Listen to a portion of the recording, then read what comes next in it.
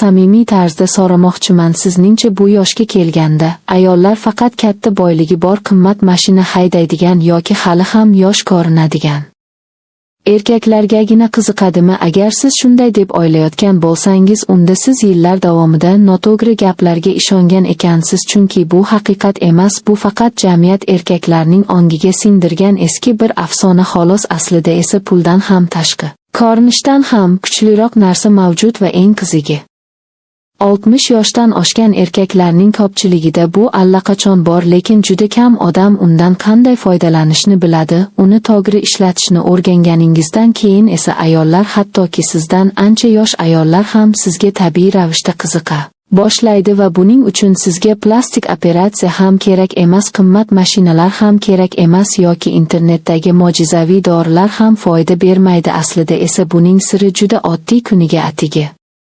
12 daqiqa ajratishingiz kifoya. Men bilan qoling. Chunki hozir men sizga ayollar sizni qanday ko'rishini butunlay o'zgartirib yuboradigan oddiy usulni tushuntirib beraman. Boshqa erkaklar hali ham yutib bo'lmaydigan raqobatlar bilan ovora bo'lib yurgan paytda siz hech kimga o'zingizni isbotlashga urinmasdan ham haqiqiy jozibani qanday yaratishni bilib olasiz. Davom etishdan oldin mendan kichik bir iltimos: agar siz yana o'zingizga bo'lgan ishonchni qayta tiklashni va ayollarni hiyla yoki soxta usullarsiz jalb qilishni istasangiz, videoga like bosib qayerdan tomosha qilayotganingizni kommentariyada yozib qoldiring. Dunyoning turli joylaridan tomoshabinlarni ko'rish men uchun juda qiziqarli va albatta kanalga obuna bo'lishni ham unutmang, chunki har hafta men erkaklar jozibasi, sog'lom energiya va 60 yoshdan keyin ham kuchli hamda ishonchli bo'lib qolish haqida ilmiy asoslangan ma'lumotlarni ulashaman. Ko'pchilik shifokorlar bu mavzular haqida umuman gapirmaydi.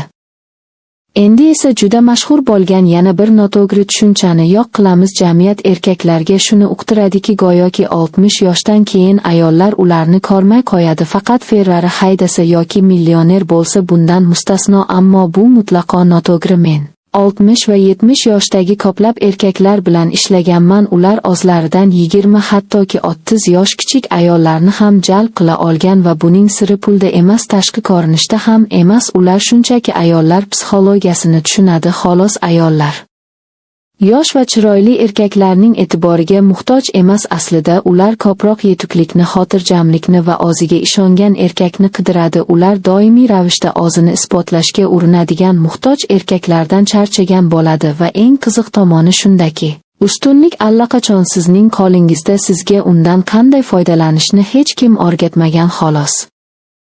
Bu yerga yangi qo'shilganlar uchun aytaman, mening ismim Dr. Jocelyn Tarter. Men so'nggi 5 yil davomida erkaklar salomatligi va munosabatlari bilan shug'ullanib kelaman. Men erkaklarga o'z hayotiy energiyasini qayta tiklashga va tanishuv dunyosida yana ishonch bilan harakat qilishga yordam beraman. Va mana siz bilishingiz kerak bo'lgan eng muhim haqiqat: 60 yoshdan oshgan erkaklarda juda kuchli va ko'pchilik sezmaydigan joziba mavjud. Yosh erkaklar bunga raqobat qila olmaydi. Nega? Chunki ularning ko'pchiligi hali ham boshqalarning tasdig'ini olishga harakat qiladi. Ular hali ham o'zini isbotlash ortidan yugurmoqda. Ammo siz allaqachon hayotni ko'rdingiz, sinovlardan o'tdingiz, o'rgandingiz, yiqildingiz va yana turdingiz. Ana shu tajriba sizning eng katta kuchingizdir. Bu oddiy yosh bola bilan hayot tajribasiga ega dono erkak o'rtasidagi katta farqdir. Xo'sh, hamma narsani o'zgartirib yuboradigan sir nima? Bu natijaga haddan tashqari bog'lanib qolmaslik deb ataladi. Siz buni o'rganganingizdan keyin energiyangiz butunlay o'zgaradi va ayollar bunday erkakni juda jozibali deb biladi. Endi esa 60 yoshdan oshgan erkaklar qiladigan eng katta 3 ta xatoni ko'rib chiqamiz.